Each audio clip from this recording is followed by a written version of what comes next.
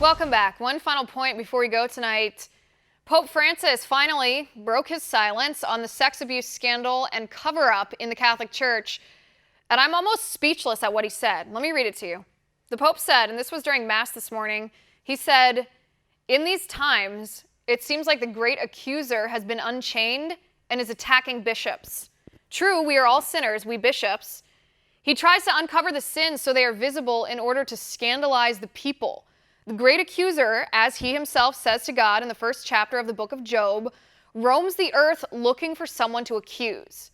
A bishop's strength against the great accuser is prayer, that of Jesus and his own, and the humility of being chosen and remaining close to the people of God, etc., etc." So we, the Catholic people, who care about sexually abused children and the evil men who covered up that abuse, to the Pope that makes us Satan? No, I think you have that backwards. The men who abused and covered up that abuse, they are doing the works of Satan.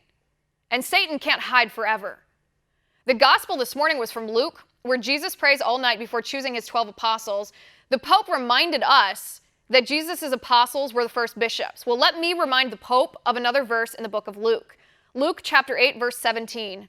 "For nothing is hidden that shall not be made manifest, nor anything secret that shall not be known and come to light."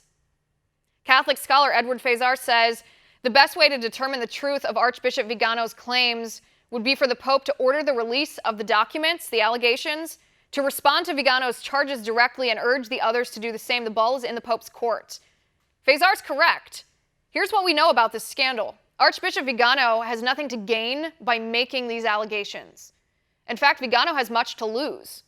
Vigano's allegations that Pope Francis knew about Cardinal McCarrick's sexual abuse and covered it up, those allegations are both detailed and credible. The Pope then responds to these allegations by saying, "I won't say a word." But he does. The Pope says, "I will give silence to those asking me to talk because they seek only scandal."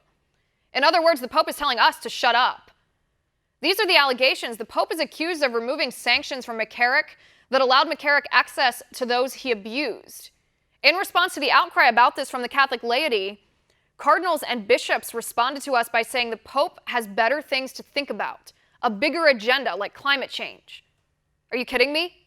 What could be a bigger agenda than keeping innocent children safe and driving the demons out of the Catholic Church? Listen, I love the earth, but I would dump all the plastic straws in all the world into the ocean if it would protect these kids from predator priests.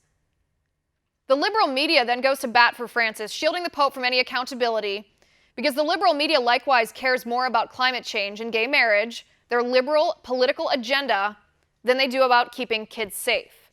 So let me be very clear here.